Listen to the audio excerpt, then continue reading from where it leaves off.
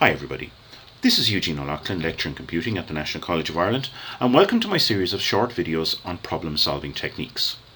In video number 19, we're going to take a look at GoogleStorming. So first off, what is GoogleStorming? Well, effectively, it's a version of brainstorming using Google. You're using completely random ideas and random items and random issues that you pick up on Google to help you, for example, come up with a new idea. It's very fast.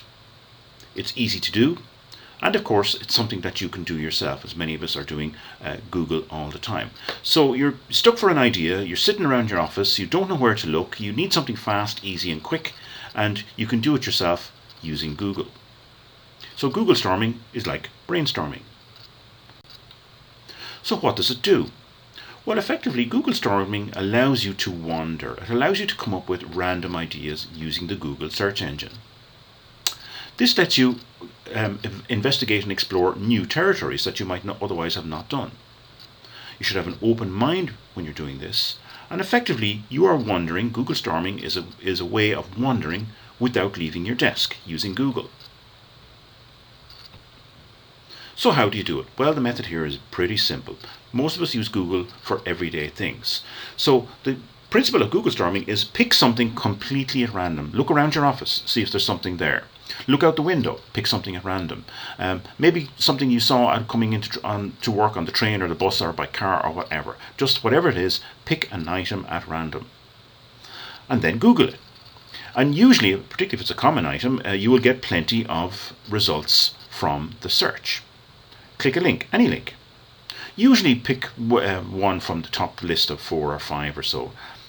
And then let this stimulate some wandering and GoogleStorming in your mind to come up with some new ideas. So the best way to see how GoogleStorming works is, let's take a look at an example. This example comes from a Joyce Wyckoff article, which was published originally in the Innovation Network. That's www.thinksmart.com. And she used a paperclip in her example, so that's what we're going to follow here. Supposing you are involved in a project that involves a change. It might be a change in software, it might be a change in location, it might be a change in a business process in your organization. And you want to figure out, well, what does it take to sustain that change? In other words, to keep it going. This change may be a personal change or organizational change. Whichever it is, let's see what Google comes up with.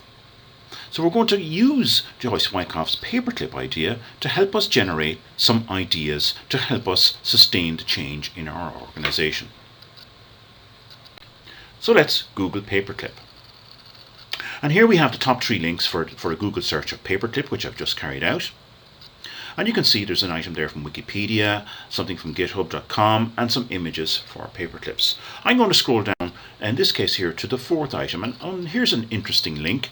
At officemuseum.com, it has a page about the history of paperclips.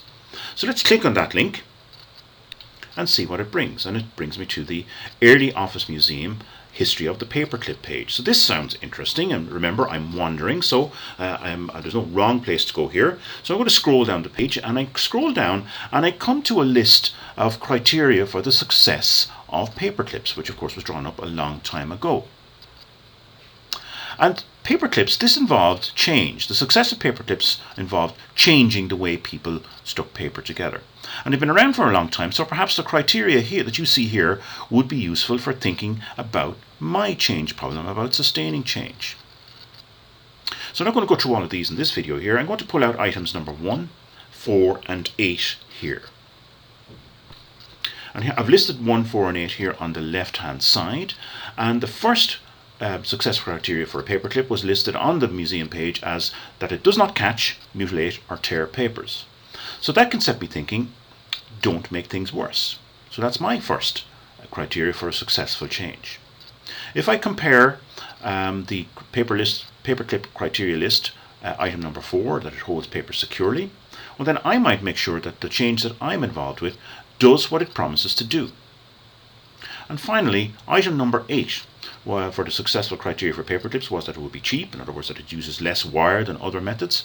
My sustaining change criteria would be that it should, whatever the change is, that it should create a positive benefit. So this is by no means a comprehensive list, but it is a list it's not bad to come up with something like this for a few minutes work. And it gives you some ideas that have been generated completely at random using Google. So try Google storming yourself. Try following the method that we've outlined here, just to add a little bit of structure on it, and let's see what ideas that you generate, what random thoughts are going to help you solve some of your problems.